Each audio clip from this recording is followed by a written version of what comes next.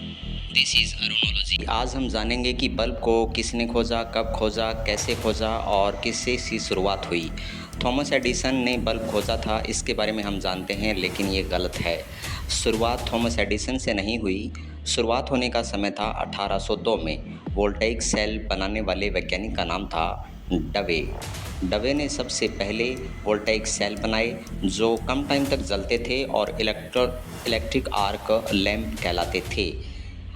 दूसरी खास बात ये थी कि 1840 में एक वैज्ञानिक आए जिनका नाम था, ब्रिटेन के वैज्ञानिक थे और नाम था वारेन। इन्होंने एक फिलामेंट बनाया जो कि चलने में थोड़ा ज़्यादा था लेकिन अधिक देर तक नहीं जलता था और इसका टेम्परेचर भी बहुत ज़्यादा हो जाता था जिससे जलकर नष्ट हो जाता था। उसके बाद उन्होंने ही कार्बोनाइज्ड फिलामेंट बल्ब यूज़ किया जो पेपर का बना होता था, लेकिन समस्या थी कि इसमें वैक्यूम और इलेक्ट्रिसिटी के बारे में कुछ खास जानकारी नहीं थी।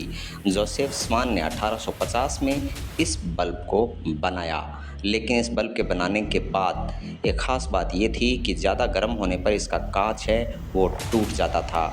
इससे उनको बड़ी निराशा हुई क्योंकि वो इसमें वैक्यूम की प्रक्रिया को ठीक से जानते नहीं थे। 1879 में कंडक्टर यूज़ ना हो पाने के कारण इसे गलत साबित कर दिया गया। इसी कमी को पूरा करने के लिए जनरल इलेक्ट्रिकल कंपनी बनाई हुई थी। थॉमस एडिसन ने 1878 में इसका पेटेंट ले लिया और उन्होंने इस बल्ब में सुधार करके यहाँ से बल्ब बनाने की शुरुआत की। यानी कहा जाता है कि वो पेटेंट को बदलाव करके चोरी करने के लिए प्रसिद्ध थे। ये उस टाइम की बात है, लेकिन हमने किताबों में कुछ और ही पढ़ा है।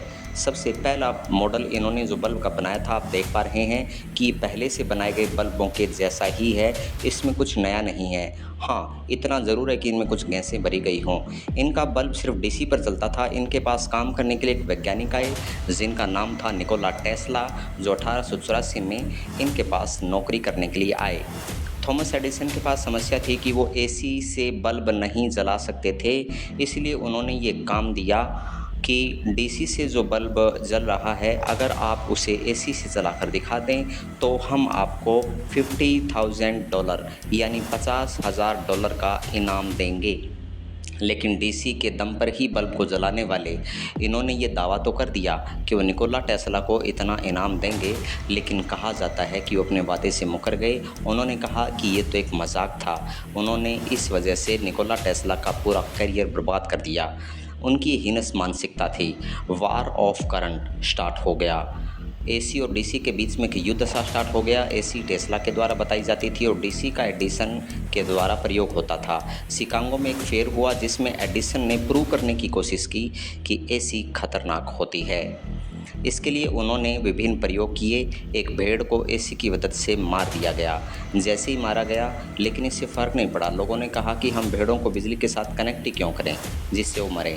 उसके बाद वो इस अलग ही मुकाम पर आ गए कि उन्होंने एक कैदी को एसी की मदद से तब तक इलेक्ट्रिक चेयर से बांधे रखा जब तक उनकी मौत नहीं हो गई। लेकिन इससे भी निकोला टेस्ला के आविष्कार पर फर्क नहीं पड़ा क्योंकि लोग उनके आविष्कार को पसंद करते थे। एडिसन वाज अनएथिकल, वो एक अनएथिकल इंसान था। और उसके बाद हम बात करते हैं कि सोचना क्या है। आपका इसके बारे में क्या सोचना है कि बल्ब का आविष्कार एडिसन ने किया या एडिसन ने पेटेंट लेकर उसका बिजनेस किया? यस, लोग कहते हैं कि वो एक बिजनेसमैन थे, वो आविष्कारक नहीं थे। तो डवे टू टेस्ला, ये कहानी आपको कैसी लगी ज़रूर बताइए।